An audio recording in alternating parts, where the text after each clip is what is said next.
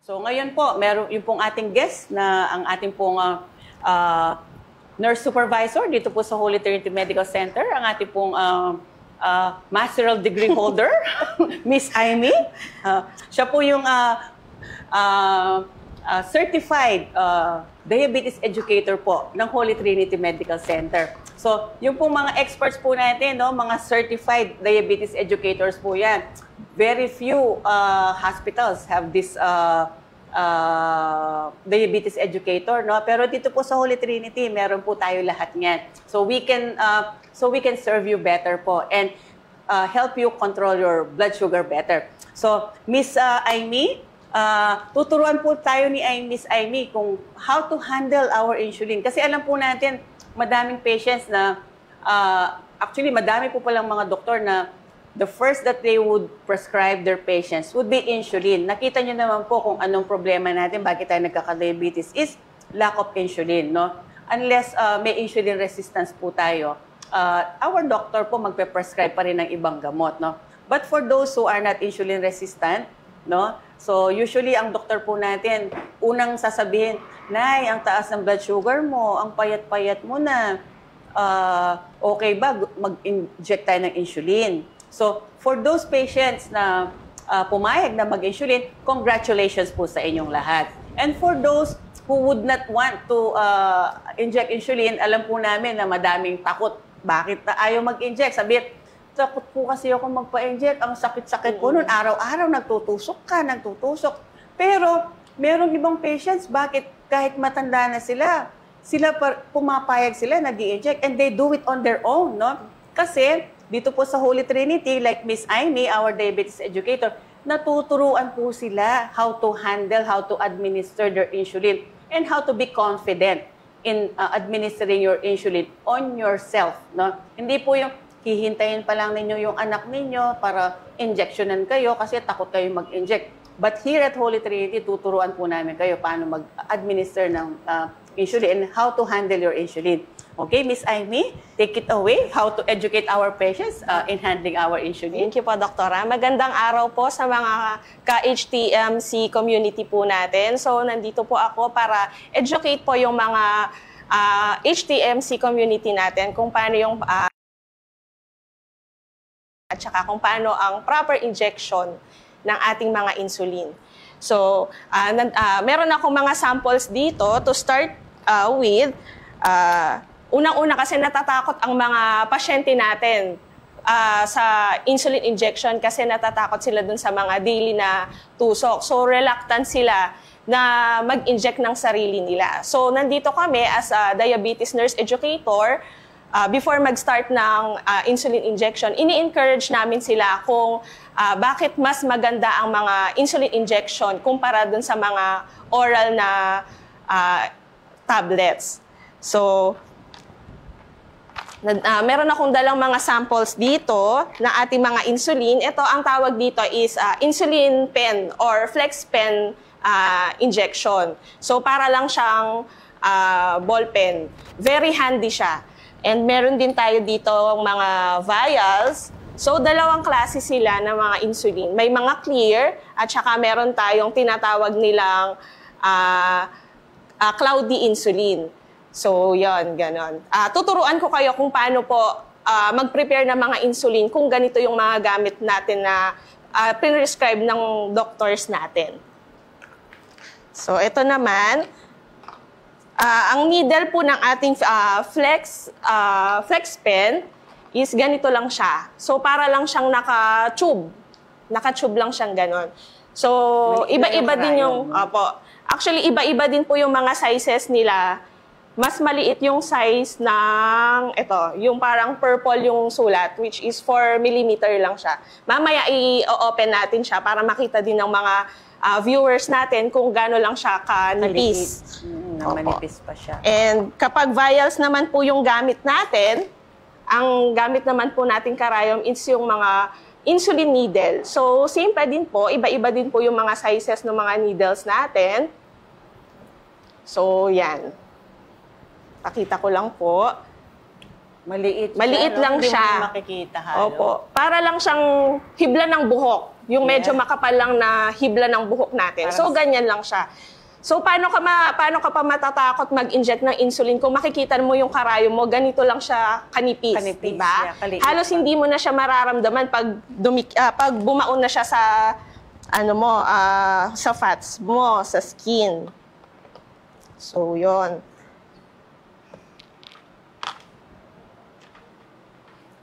Yan po.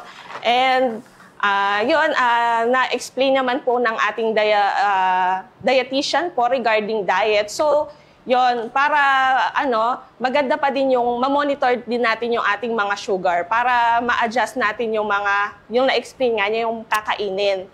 So, para ma-adjust din natin yung mga injection din ng ating mga insulin. So, paano ba start ng insulin injection? Una, dapat malaman natin kung saan yung best part, kung saan tayo mag-i-inject. So, ito ang ating sample. Ating model? Ang ating model. Mas maganda kasi yung... Kung halimbawa Thank you ako po, yung Doktora. Halimbawa ako yung patient. Kunwari si Doktora ang patient natin. Okay, sige. Saan po tayo mag-i-inject? Mag-i-inject tayo. Mas maganda dun sa part na madaming fats kasi mas easily ma-absorb yung insulin natin sa mga fats natin. So, best part is sa abdomen. So, i-divide natin sa 4 parts yung ating abdomen. Ima-mark natin, kunwari, ito yung ating pusod. Yan. Gagawin natin siyang 4. Hahatiin natin siya sa 4. 4 na part. Yes, 4 quadrants. 4 quadrants. Tapos, mag-i-start tayo ng injection. Ino-note nyo yung dito na part sa paligid ng pusod natin. Kasi highly sensitive siya dahil madami siyang nerve endings. Yes. So, kapag doon tayo nag-inject, mas masakit siya, mas mararamdaman mo siya. And wala siyang masyadong fat content dito. So, dito tayo sa mga fats na to i-inject. So, to begin with, first injection natin, dito tayo. And then, kunwari, Monday, dito.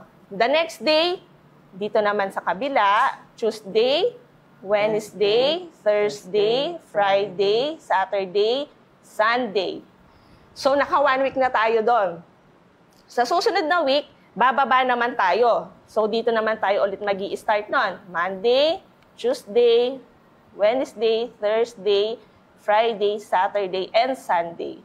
So, bakit natin kailangan i-rotate yung site ng injection natin? Number 1, para hindi tayo parang titigas yung site ng injection. Kasi kung isang site lang po yung injection natin, ang magiging maninigas yung part na yon. So kapag nag-inject tayo, masakit na siya and then mababa na lang yung pag-absorb ng gamot kasi mas mapupunta na lang dun sa part na matigas.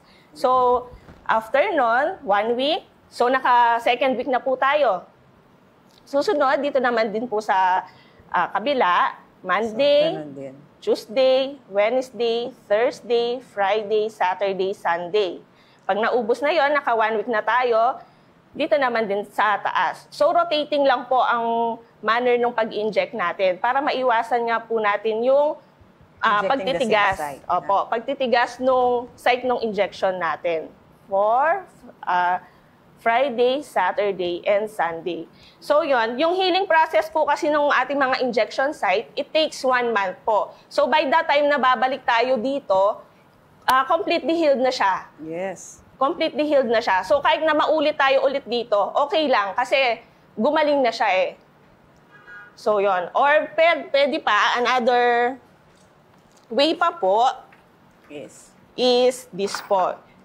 Ganon din siya. Monday, Tuesday, Wednesday, Thursday, Friday, Saturday, Sunday. And then, imumove mo siya ulit doon. Yon, same lang siya. Pero mas maganda po kasi yung first natin. Kasi pag punta mo dun sa unang site natin, magaling na siya. So, pwede na ulit natin siyang matusukan kahit na tusukan mo ulit yung unang-unang pinagtusukan natin. Yes. So, completely healed na po. Mag-proceed naman. Miss Amy, may tanong lang ako. No? Yes po, Doktora. di ba, iba-ibang klaseng insulin ng ini-inject ng or piniprescribe ng mga doctors natin, no? Paano ba natin ini-store yung insulin natin sa bahay? Okay. So yung storage naman po ng mga insulin natin, madali lang naman po siya. So, ito yung freezer natin, no, or yung ref natin. So, ang parts ng ref natin, yung sa door, tapos yung parang yung Shelf. pinakamababa, yung may mga shelf, tapos freezer. So, never tayo mag-i-store ng mga insulin natin sa freezer kasi masisira siya. O sa chiller, no? Opo, or yung dito sa mataas na part na malapit sa freezer. So, iwasan natin yon. Ang suggested talaga dun sa parang lagayan ng mga vegetables natin, Nasa baba doktora. lang. Opo, dun sa baba lang kasi mas controlled yung temperature dun. Tapos, kung sa door naman po kasi, once na inopen po natin yung door ng freezer, mag-iiba ng temperature. Okay. So, may possibility po na masira yung mga insulin injections natin. So, yon. Tapos, pag i-store natin siya, syempre, mga gamot po yan. Hindi natin maiiwasan na sa isang bahay, may mga bata po na nag-o-open ng ref. So, para ma-secure lang po yung mga gamot, hindi ba pakailaman ng iba, ilagay natin sila dun sa mga ang tawag doon, microwavable na container. So, papasok lang May natin takip sila siya, doon. no? Yes po, yung may takip siya. So, para at least, hindi kung sino-sino, posibleng mahila, malaglag, mabasag. Sayang naman po yung mga gamot natin. Kasi yung mga isang vial na gano'n, usually po, it takes a month po, depende sa dosage ng mga insulin natin. So, yun. Yun po, ganun siya. Yung parang ganito po siya, tapos yung parang rectangular, tapos i-store nyo lang doon yung mga insulin nyo, kasama po yung mga insulin pen. Pero yung mga needles po, syringes, hindi siya dapat pinapasok sa ref. Kasi dahil malamig, tapos magmo-moist, magkakakalawang po yung needle. So by the time na inject po natin yung mga karayom natin, it's either mapurol na siya or para magaspang po kasi nagkakalawang na siya. So yun po. So, Miss Amy, pwede ba natin turuan kung paano yung proper way of pag-inject ng insulin? Kasi yung iba nga, hindi nila alam, pag ganun ba, pag ganyan ba, pag ganun, or paano ba natin i-administer yung insulin Okay injection? po. Regarding naman po sa manner ng pag-inject natin, dapat kilalanin muna natin yung mga parts ng ating ng ating insulin pen. So, ito yung cap. Ito yung rubber na rubber port. Tapos ito yung cartridge, insulin cartridge. Nandito yung insulin mismo. So kapag pen kasi, mas accessible siya kasi hindi mo na siya kailangan mag-aspirate ka pa dun sa needle. Ito, nandyan na siya talaga. I-adjust mo na lang yung dosage kung ilan yung pinrescribe ng doktor. Nandito yung adjustment. Yes po. Ito yung dosing window natin. Yung may mga number, yun po, makikita nyo siya. Tapos ito yung dosing selector, dose selector. At saka ito yung parang plunger natin. So, paano natin siya gagamitin? So, yung una po na turo ko na kung paano yung mga sites ng injection natin. Ngayon naman kung paano natin i-start po yung injection. So, kailangan, yan. Ito po, pag nabili nyo siya, meron siyang parang cover. So, tatanggalin nyo lang yung cover. And then, kailangan mo ng flex pen needle. So, ito, may cover din siya. Tatanggalin mo lang siyang ganon. So, once na na-open to, hindi mo na siya pwedeng hawakan sa loob kasi sterile po yung mga needles natin para maiwasan po yung infection. So, since bagong bukas po yung yung insulin pen natin, so, ilalagay lang siya para nag-recap ka lang ng ball pen. Ganyan. Tapos, iikot mo lang siya. Clockwise. Yan. Ayan. Kapag okay na, re-remove mo yung big cap. Ito yung big cap natin. Huwag niyo siyang itapon kasi may purpose pa po ito after. So, and then, ito yung parang cover pa din po ng needle. May cap pa din siya, needle cap. So, ayan. Kapag bagong start pa lang po yung insulin natin, kailangan natin i-prime yung ating needle. So, mag-try tayo ng 2 units. Yung dose selector natin, ikot lang natin siya. Pag nakita natin dun sa dosing window na nasa 2, i-prime lang natin. So, i-push natin siya Para lumabas yung... para lumabas. Alam mo na... Ganyan. Kapag wala pa kayong nakita, repeat lang po yung process. Ayan. Ayun, meron na. Once na may lumabas na po, okay na siya. Kunwari si Doktora, nag-order siya ng insulin, 10 units. So, iikot lang natin siya sa 10. Ayan. Makikita nyo po, nasa 10 na. Yan. Pag nasa 10 na, dun sa site ng ating, kunwari ako na lang yung, ako yung pasyente. Okay, sige. Para hindi matakot yung mga ka-HTMC natin kung paano mag-inject ng insulin. Kasi kahit na kayo lang mag-isa, kayang-kaya nyo pong mag-inject ng insulin. So, paano ba? Self-injection. Dapat may bulak na may alcohol. So, kailangan natin siyang linisin. Pero kung bagong ligo ka naman, tapos mag-i-inject, kailangan mo na mag-inject, hindi na kailangan kasi malinis naman po. So, ganon. Iwa-wipe mo lang siya, paikot. And then, since doon tayo sa matabang part, ipipress natin. Pipindutin natin yung fats. Kukurutin mo siyang ganon. Pag nakakurot, wag bibitawan po. Ang hawak po nung pen natin, para siyang sasaksak dart, parang ganon. So, ganyan.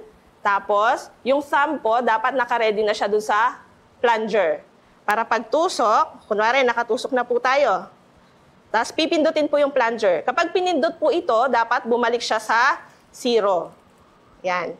Kunwari, napindot ko na po, umabot siya sa 0. Huwag niyong agad-agad tatanggalin yung pagkatusok. Kasi, yung iba, agad na huhugutin kapag na 0 na.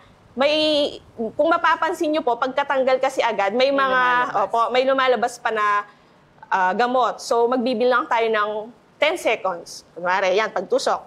1, 2, 3, 4, 5, 6, 7, 8, 9, 10. So, tsaka mo palang tatanggalin. Huwag mo munang agad tatanggalin po yung pagka-pinch nung fat. Tanggal, tapos release.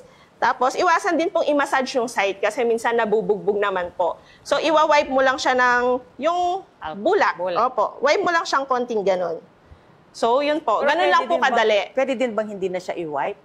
Kung wala naman, minsan kasi may mga patient po na pagtanggal, may mga blood pa. Konting-konting blood. So, kailangan natin siyang wipe. Tapos, minsan nagbabasa din po kasi yung site nung pagka-inject po. So, yun. Ganun lang po kadali ang mag-inject ng ating insulin. Mga ka-HT community, self-injection po yung tinuro ng ating nurse expert dito, no? So, kasi yung iba, di ba, takot sila na mag-inject kasi they don't know the proper way of self-injection. Kaya, ito na lang anak ko mag-i-inject. Tapos yung anak niya hindi umuwi. Opo. O sino mag-i-inject sa kanya? So, ang risk po na hindi siya makapag-inject on the day na wala yung mag-i-inject sa kanya, magkukos na po yun ng uncontrolled blood sugar. So, kaya nandito po tayo, how to teach you do your self-injection, self-administration po ng insulin, no? So, aside po dun sa insulin pen na injection, meron din po tayong other forms of insulin, no? Yes po.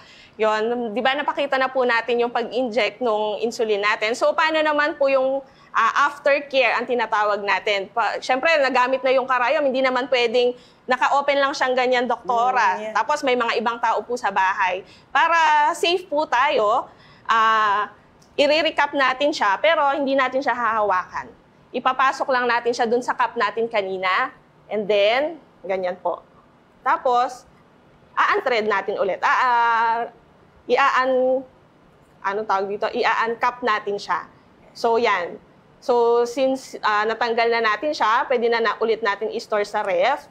Yon, ilalagay lang natin dun sa ref. So, saan natin lalagay yung karayom natin? Yes. Meron tayong mga mineral water na galon, bottle. Yun kasi parang punctured proof sila. So, doon natin sila lahat ilalagay, lahat ng mga needles natin. Kasi biohazard, doktora. So, para wala pong ibang matusok ano natin. Kailangan may proper disposal din po tayo ng mga needles natin. So, yung bang needles ba na to, Miss Amy, yung iba kasi nagtitipid. Opo. Ano bang ma-advise mo pag sa use ng needles? Ayun po. Kasi natatakot nga sila doktora sa sa tusok, 'di ba? Yes. Kasi mahapde ganyan. So ideally po talaga ang gamit lang po ng mga needles natin is single use lang. So pagka disposable. Opo, disposable. So pagkagamit, tapon na natin sila. Kasi kapag ni-reuse po natin sila, mapurol na sila by the time na gagamitin natin. So mas masakit na po. Tsaka exposed na siya Exposed sa na, bacteria. yes po, yun. So, I remember, Miss Amy, no, a long time ago, I had a patient. Dumating siya sa akin. Doon sa injection site niya, nagkaroon siya ng maga, pulang-pula, and then masakit. Tapos, inaapoy siya sa lagnat, no? So, nagkaroon siya ng cellulitis doon sa injection site. Yes. So, tinanong ko siya, "O tay, anong nangyari sa'yo?" Sabi ko gano'n sa kanya, "Bakit namula yung injection site mo sa insulin?" Sabi ko. Then, sabi niya, "Doktora, kasi po nagtitipid ako." So, ang ginawa niya, 5 days po niyang ginagamit yung karayom na isa. So, because of that, no, yung karayom po, syempre pagka nagamit na siya, and then kahit na i-recap pa natin siya, meron na siyang bacterial exposure kasi hindi na siya sterile, no? So, yung bacteria, nandun na. So, if you will try to use the same needle, yung pong bacteria nakadikit dun sa needle, pag-inject natin, ini-inject nyo na rin po yung bacteria dun sa tiyan natin, dun sa injection site, no?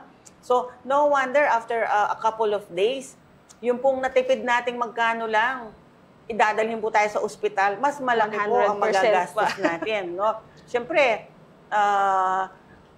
magpapacheck up po tayo, tapos maggagamot pa, magpapatest pa ng dugo. Swerte po tayo kung outpatient lang. What if na-confine pa tayo, no? So, wag po tayo mag-take risk.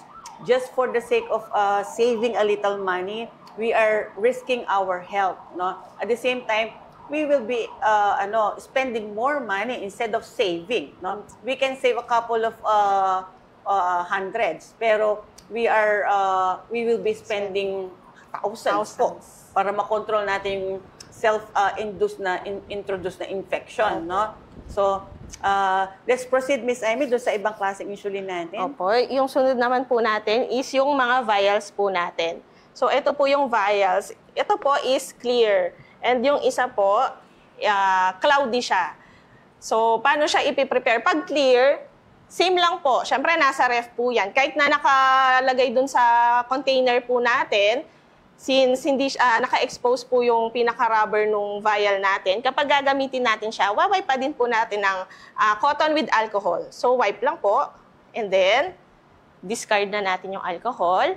And then po yung ating needle.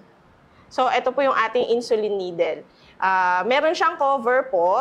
So, re-remove natin yung cover po ng plunger. And then, yung needle cap. So, eto po. Ganito lang po siya kanipis.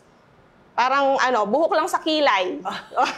Parang buhok lang siya sa kilay. Pati yung haba, yung pinakamaliit na buhok, ganun lang siya. So, paano yung pag-aspirate? Itutusok natin yung karayom. Tapos, yan. And then, yan. Ganyan lang. Kunwari, ang order na units ni Doktora is 5. Yeah. So, 5. Lalagay lang natin siya 5. Tapos, nakita nyo may bubbles.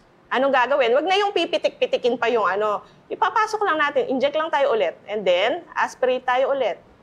See, nawala na yung bubbles. Same pa din po yung process nung kanina. So, wipe natin ulit. Wipe natin ulit ng bulak yung ating site. So, pag-wipe, circular motion po.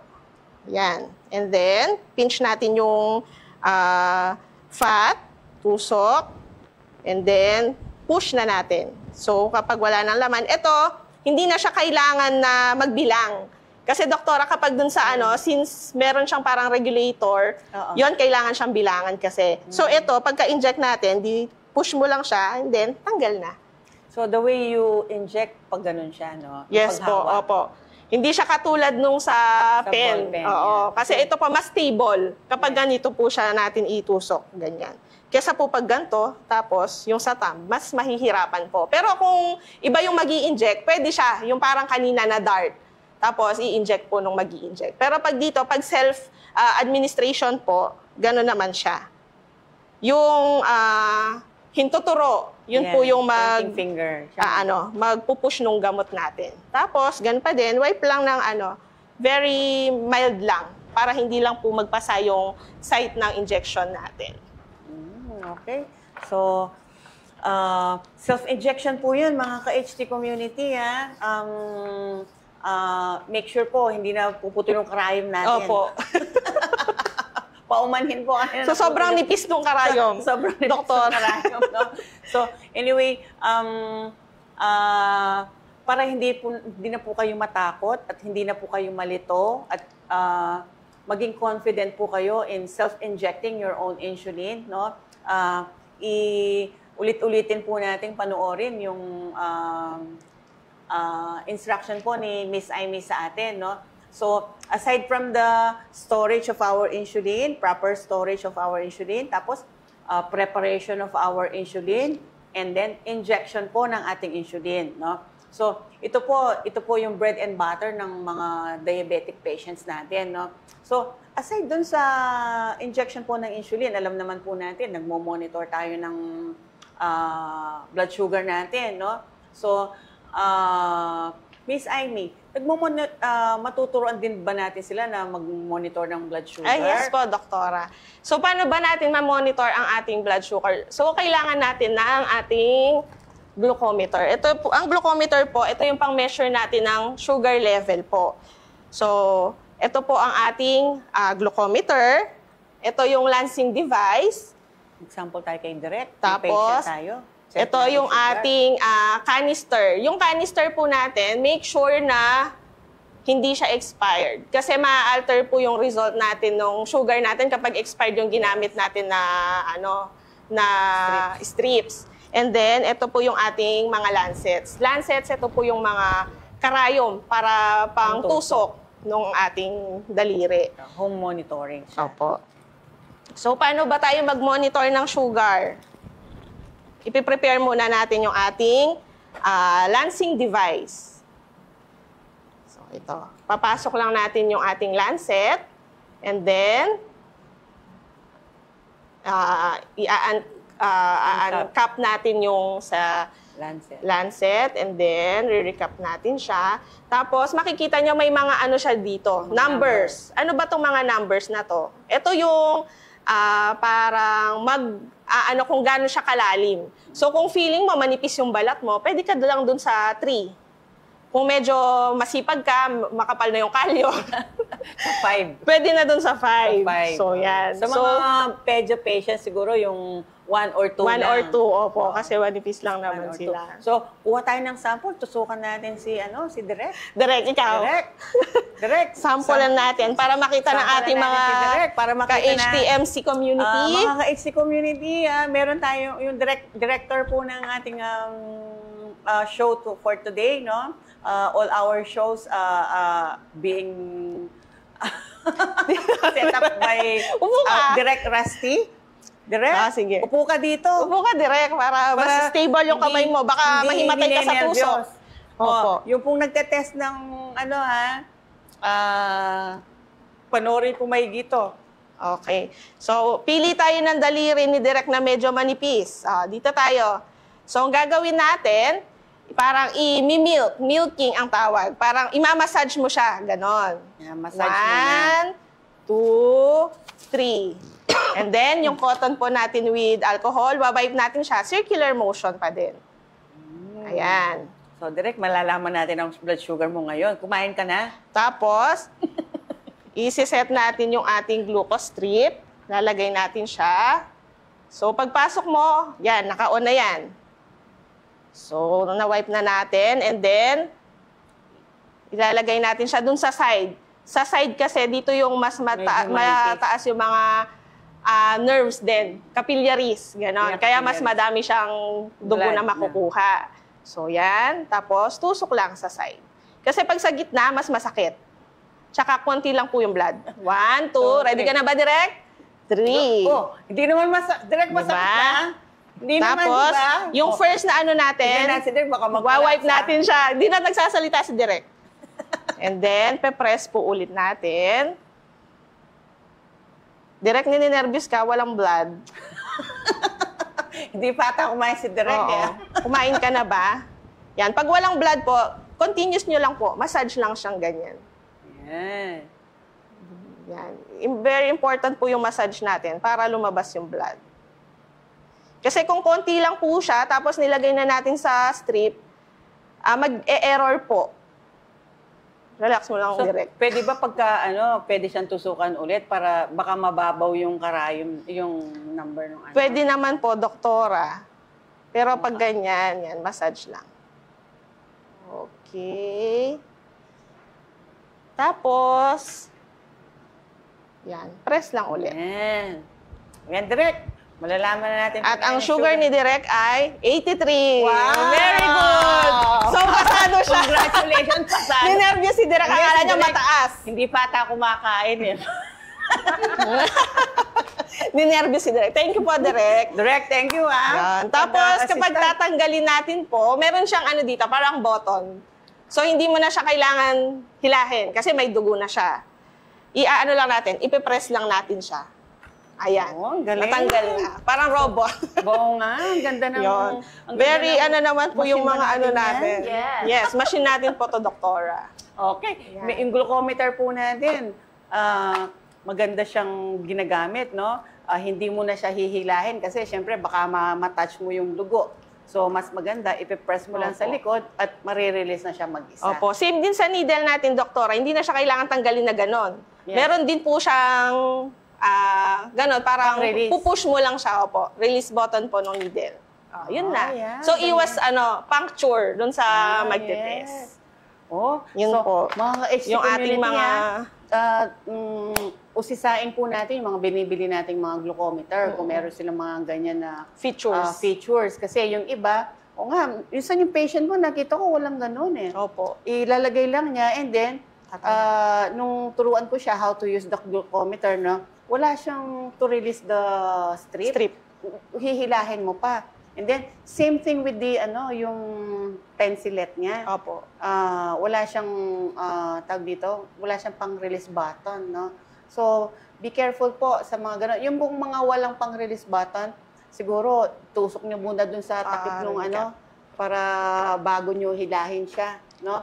So, just to be safe on using your lancets, no, sa pencilet natin. So, napakagandang very educational po yung topic natin ngayon, no? So, how to monitor that? Madalas po kasi yung mga patients natin pag nagmo-monitor, fasting lang, di ba? Opo. So, usually ba sa hospital natin, madalas kasi yung mga doktor, iba-iba yung way of monitoring nila eh. Yes, Tapos po. sasabihin ng pasyente, lagi pong normal nga ang sugar ko eh. Sabi ganun. Kasi 90, 100, tapos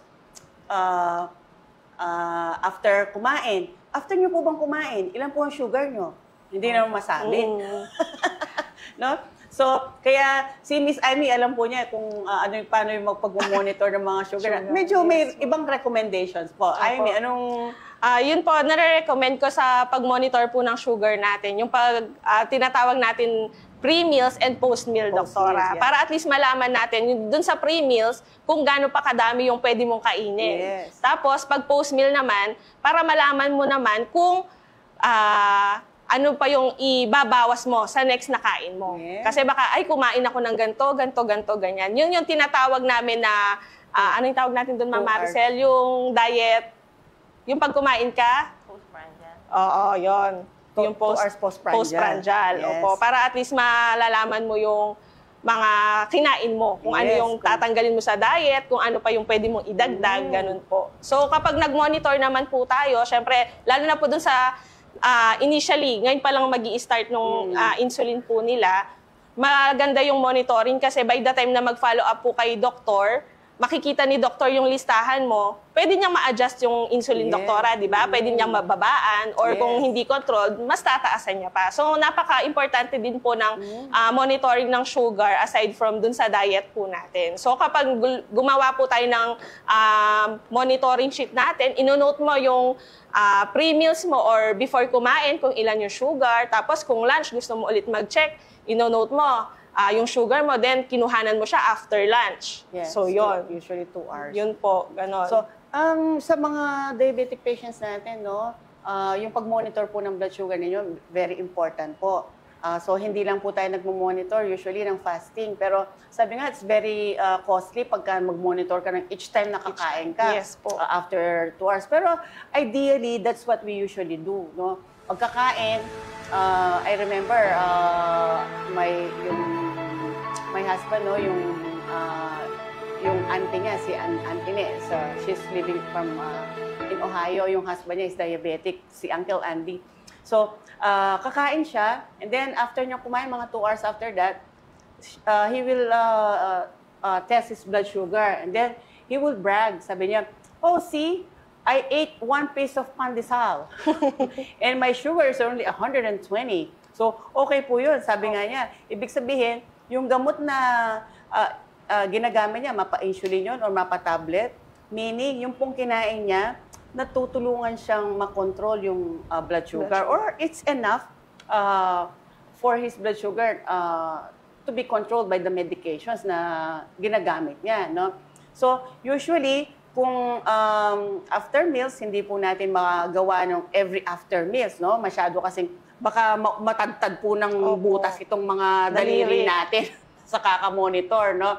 So, ako, I advise my patients na don't always monitor your blood sugar on the same time. No? Make it different time every time. Bewa, let's say, if you want to monitor your blood sugar today, let's say today is Monday, sabihin na nating fasting tayo. Paggising, pwede tayong mag-check. And then, para hindi naman everyday, 4 na beses, the next day po, pwede kayo mag-test mga 2 hours after breakfast para malaman natin kung yung kinain ba natin na breakfast, na-control ba siya nung ginagamit nating tablet na gamot or insulin na ini-inject natin. No? Tapos, on the 3rd day, mag-test naman tayo 2 hours after lunch. And then, on the 4th day, 2 hours after dinner. So, malalaman po ninyo kung yung mga kinain nyo at that time, syempre, iba-iba naman po talaga yung mga kinakain natin. At least you will have a guide on the amount of food that you can consume. Sabi nga, after 2 hours, being on the strict side, no, 135 blood sugar, ako very strict with my patients. 135 yung sinasabi. Well, sabi ko 135, but we can leeway a little bit on that kung nasa doktor pa rin, no? Or yung pasyente, if they will want to control, maintain their HbA1c to 5.5, no? Yun po ang target natin. So, let's try doing this, yung monitoring po natin. Not always fasting, no? Old, ano na po yun? Old style na po yun. So, make, para po meron tayong calendar or meron tayong monitoring sheet, gagawin po natin na, lagyan po natin ng date, and then on the day na mag-inject ay magte-test po tayo, lagay natin ng date, and then meron tayong pre-breakfast, 2 hours after breakfast, 2 hours after lunch, 2 hours after dinner. So, pagka po ang sugar natin, tumataas po siya ng more than 135, try to write down kung ano po yung mga kinain natin. Di ba, Ms. Maricel? Po. Yes. Kung halimbawa, yung blood sugar mo, bigla 300. 2 hours after mo kumain, siyempre, mararattle ka na niyan, no? So, yung doktor natin, may ibibigay na gamot or insulin injection just to control that 300 blood sugar after eating, no? So, at the same time, it will be a guide to our doctor, at the same time, to our patients, kung gaano karami yung nakain mo. Nakipag-birthday ka, kumain ka ng madami, pag uwi mo, ang sugar mo is 300. Ano ba yung kinain mo doon sa birthday? Kumain ng spaghetti, kumain ng fried chicken. Magpo-food recall siya, doktora. Yeah, magpo-food recall tayo ngayon. So, yung food recall na yon, isusulat nyo po yon. And then, on the time of your check-up with your doctor, no, at least malalaman po ni Doc na po, kaya po pala mataas ito kasi dami yung kinain. Pero hindi naman ibig sabihin na yung gamot ninyo hindi siya effective. It's the amount of food that you ate, that you consume. No? Kasi yung pong monitoring natin, it will dictate the dosage of our medications, yung insulin plus our oral medications. No? So, ito po magiging magandang guide siya sa atin. So, pagdating nyo po kay Doc, pakita nyo lang po yung monitoring nyo. Pinakamasaya po ang doktor na makakakita ng ganitong klaseng monitoring. For me, ganito ko kasi minomonitor yung mga pasyente ko. Pagka sasabihin ko sa kanila, bibigyan ko na sila ng isang monitoring sheet. So, this is how you monitor your blood sugar. Kung meron sila pang monitor. Kung wala naman po, I would always make a follow-up on them sa outpatient, no? So usually I tell my patients, pagdating mo sa clinic, basta hindi na kailangan mag-fasting. Pagdating mo, kain ka na, and then 2 hours mo after breakfast, basta make sure na sa clinic ka para matest natin yung sugar mo. Just to check kung yung bang in-inject nating insulin last night was able to control your blood sugar overnight, no? So magandang monitoring way po siya. So mga ka-HT community, sana po madami kayong nalaman sa amin, no? Miss Amy, wala na ba tayong idadagdag? So, any farewell segment? Ayun, dadagdag ko lang po, no? Since nag-i-inject tayo ng insulin, doktora, syempre hindi natin baka biglang bumagsak naman yung sugar natin. So, ito yung sasabihin ko pa parang pang emergency lang. Kunwari, nasa labas tayo, tapos nararamdaman mo, nanlalambot, gano'n, yun pala, mababa na yung sugar. So, dapat lagi sa bag or sa wallet, merong 5 hard candies dra. Okay. Yun, lagi nyo pong tatandaan, 5, tapos crushed na siya. Ay, nadurog na. O kaya naman po, 5 grams ng sugar, table sugar lang po. Kahit nakalagay lang sa Ziploc, lagay niyo lang sa wallet, yung sa pouch. Yung 5 grams ba, gaano karami yun sa kutsari, sa teaspoon? 1 teaspoon. So 1 teaspoon. Opo. So mag-Ziploc bag po kayo na maliit na lang. Put 1 teaspoon of table sugar para nasa bulsa lang po yan. Pero huwag niyo pong kakainin yan pagka naiinip kayo. Pag lang po, nalalambot yung gano'n, tapos parang pinagpapawisan, yun, kainin nyo na agad. Tapos kapag hindi na-relieve, kesa mag-pass out po sila, mawalan ng malay. So at least meron na silang sugar source. Hindi na talagang magbabagsak yung sugar nila. Tapos punta na lang sila sa hospital para ma-check po agad. Complementing yung nasabi ni Miss Amy, no? Madami tayong mga patients na kahit hindi man nag-issue, nagtatablet lang sila. So usually, yung mararamdaman mo pagka biglang bumagsak ang blood sugar, mas delikado po ang pagbagsak ang blood sugar kaysa sa mataas. No? Pag bumagsak po ang blood sugar, usually less than 60 milligrams per deciliter na po yan. So yung iba, 50, 40. So ang unang-unang mararamdaman natin is nang lalambot, parang makaba yung dibdib, and basang-basa po tayo sa pawis. So parang ang pawis natin, yung parang patak ng ulan. No? Parang patak ng ulan na malalaki. Tapos basa yung damit, and then parang natarangkaso ko ng 10 beses. So ganun po kasakit yung katawan, and then you cannot really move. So hindi ka makagalaw kasi nga you don't have the energy or to make that movement, no? So usually itong mga to, sabi nga ni Miss Amy, if you have yung blood, if you have your sugar na 5 grams, or like 1 teaspoon, or crushed candy, no? So, papirin para yung blood sugar natin mahila natin, no? Meron namang iba, Miss Amy, yung yung Coke naman, no? Yes po, doktora. Yung Coke lang na maliit. Meron Coke yung na maliit lang, yun. Pwede po, i-consume niya lahat yun. Yeah. So, ilang ounces ba yun? Parang nasa 6 ounce lang po ata, doktora. 6 ounce, yung maliit lang. Nakikita ko nga yung maliit Hindi na yung sakto, yung mas maliit pa po sa sakto. Yung ganyan lang siya. It's enough to raise your sugar, not to highly increase your blood sugar, no? Para hindi lang po tayo mag-pass out. Kasi I remember when I was in training, no, sa JBL, I was a resident way back there. Hindi ko na po sasabihin kung anong year yon, no.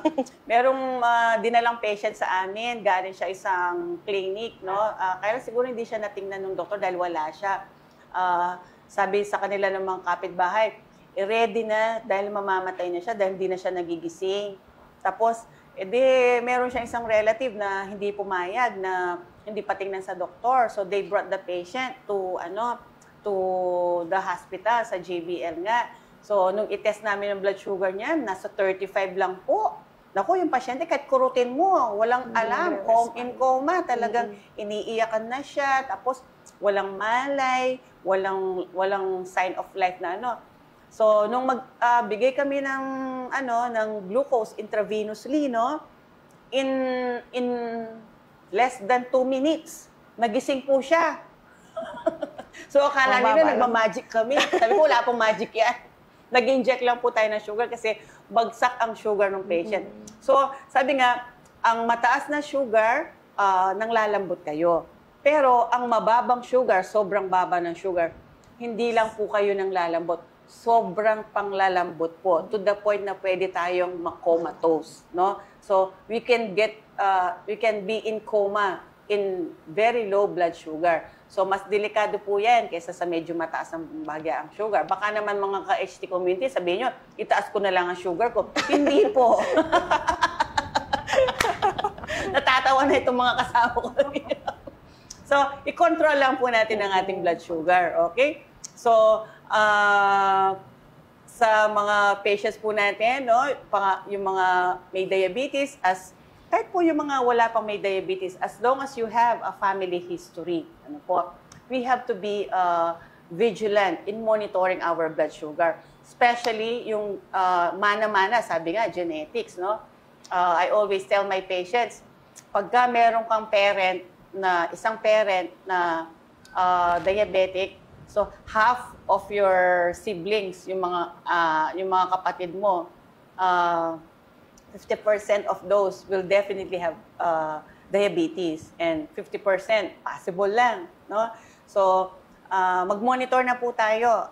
Usually as early as at the age of 20 years old, pagka may family history tayo, or even earlier pa, para agad po nating ma-diagnose na tayo pala ay may diabetes. Plus, syempre, yung mga signs and symptoms natin. Katulad nga nung sinabi ko kanina, no? Yung laging nauuhaw, laging nagugutom, laging nanglalambot, laging umiihi, at the same time, pumapayat.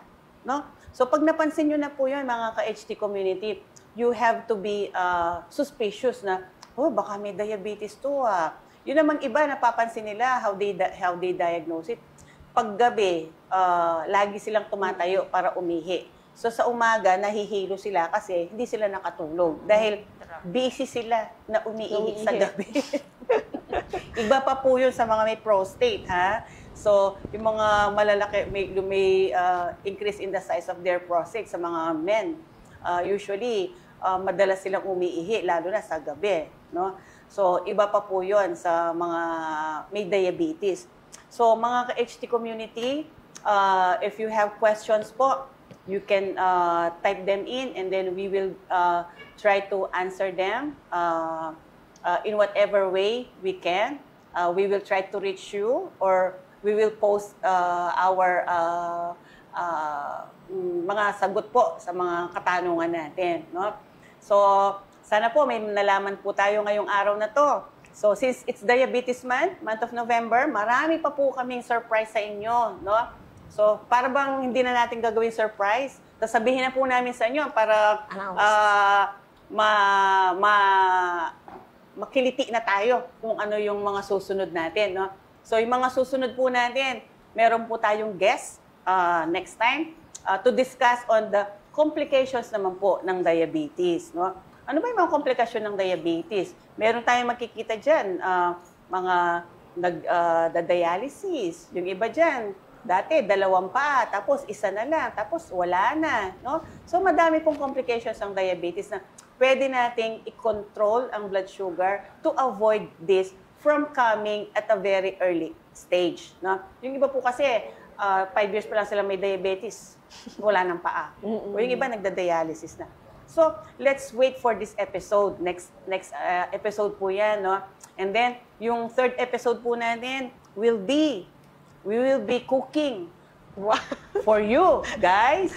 So, we will be counting calories for you. So, we have a surprise po. Ito pong surprise natin to, may guest po tayong chef.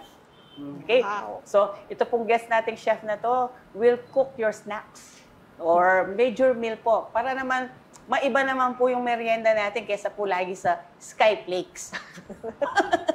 So, anyway, nasabi naman po ni Ms. Maricel kanina, meron pang iba na pwedeng food for snacks, no? So, tuturuan po namin kayo, magbibigay kami ng mga tips on our next episodes.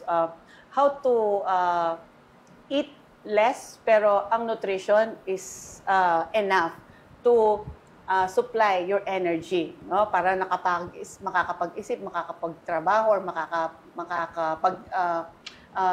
kung ano man yung gusto nating gawin. Okay? So, mga HT community, remember po, sa Holy Trinity Medical Center, we serve you better. We serve you better. Okay? Ulitin natin yun. So, Holy Trinity Medical Center, we serve you better. Have a good day!